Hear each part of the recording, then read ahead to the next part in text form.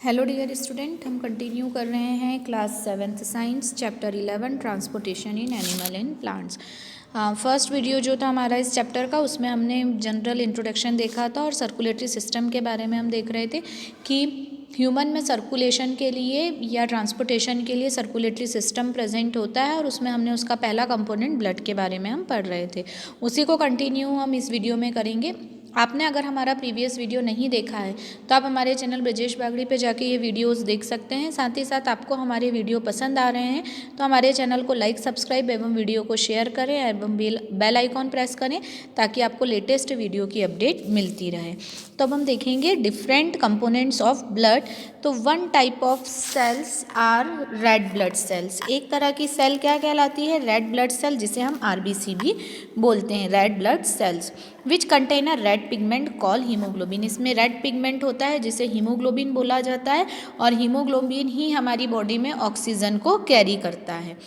Haemoglobin binds with oxygen and transport it to all parts of body and ultimately to all the cell. Haemoglobin ही वो substance है जो कि हमारी body के हर पार्ट तक, ईच एंड एवरी सेल तक ऑक्सीजन को पहुंचाने का काम करता है।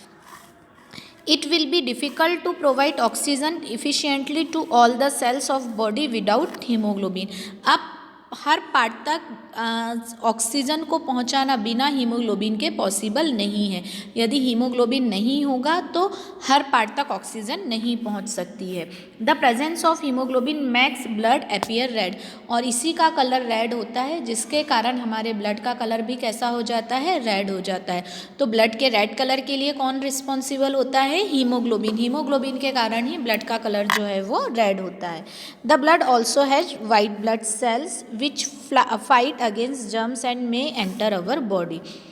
दूसरी तरह की सेल हमारी बॉडी में है जिसे WBC या वाइट ब्लड सेल्स भी बोला जाता है, और इसका मेन फंक्शन होता है हमारी बॉडी में कोई भी जर्म्स या पैथोजेंस या कोई भी डिजीज़ कॉजिंग ऑर्गेनिज्म जो हमारी बॉडी में एंटर करते हैं उनसे फाइट करना। मतलब ये हमारे बॉडी का प्रोटेक्टिव सिस्टम है, प्रोटेक्शन करने का काम करता है। Bujo fell down while playing a game and his knee got injured. Bujo खेलते खेलते गिर गया और उसके घुटने में चोट लग गई। Blood was coming out from the cut, और जहाँ कट आया था, चोट लगी थी, वहाँ से ब्लड बाहर आ रहा था। But after some time he noticed that bleeding had stop and a dark red clot had plugged the cut. और कुछ समय बाद उसने देखा कि खून अपने आप बहना बंद हो गया और उसकी जगह एक डार्क रेड कलर जो है वहाँ पर ऐसा डार्क जैसी क्लॉटिंग जैसी दिखाई देने लग गई। Boojho was puzzled about this. Boojho को आश्चर्य उसके लिए क्या है यह। The clot is form because of the presence of another type of cells in the blood called platelets.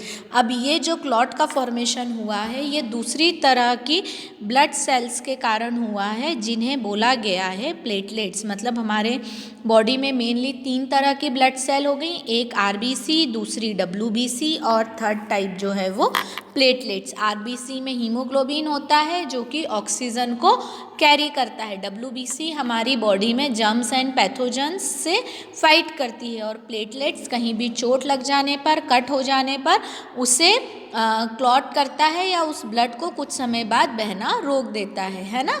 तो ये मेन फंक्शन है। फिर हम आ रहे हैं ब्लड वेसल्स।